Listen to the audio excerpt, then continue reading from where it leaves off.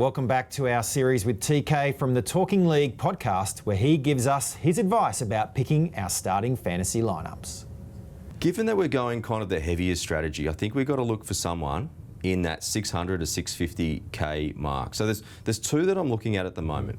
The first one's really under the radar. Yeah. Tevita Tatola. The reason why I might want to have a little look at him, because the Souths have a really late buy, 628k. We heard a little bit of injury news about Havili, so Havili's going to be out till May. Yeah. His stats, he had a HIA game last year that really brought down his average as well. So he's food for thoughts, because when he averages over 50 minutes, he really puts the points on. It's a great pod. 0.8% owned. 0.8. But the thing is, this is not for conservative players.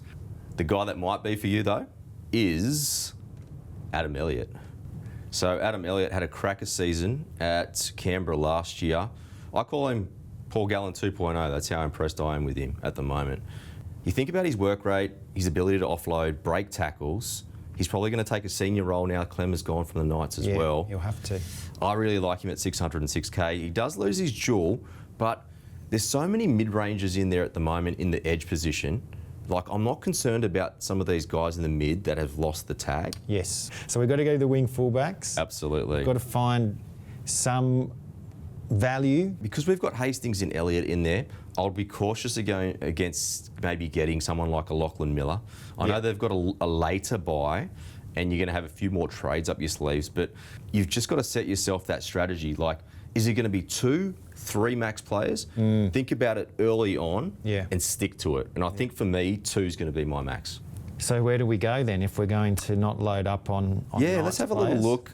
There is plenty out there, and there's 2 guys that I really like, and it's about getting some exposure to the Warriors. Yes. You know, we talked about before, finding some quality around the Kiwis. Yep. And I think it's 2 guys that really stand out there is Charnze Nicoll-Klokstad. And if you've got his... Another guy without his new jersey, but break even of 26. Absolutely. It was great to see him come back in the World Cup. Yep. Solid World Cup, played at centre, but he's got his hands back on that first grade jersey. We saw when the Raiders made the grand final that year.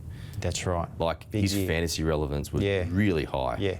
One of his teammates, Tamari Martin, who is at 310k, but he comes with a duel. Paul, I really like him as an 18th man. Yes. Because of what he's carrying, the half-wing fullback, I think that will be fantastic. Yeah. So we won't put him in yet, but we will save him for that emergency once we're allowed to do that. Going down a little bit further there, we've got Hayes Perham. Now, Cameron Ciraldo really likes this guy. Yeah. 298k. Yeah. His reserve grade stats are stellar for Parramatta as well.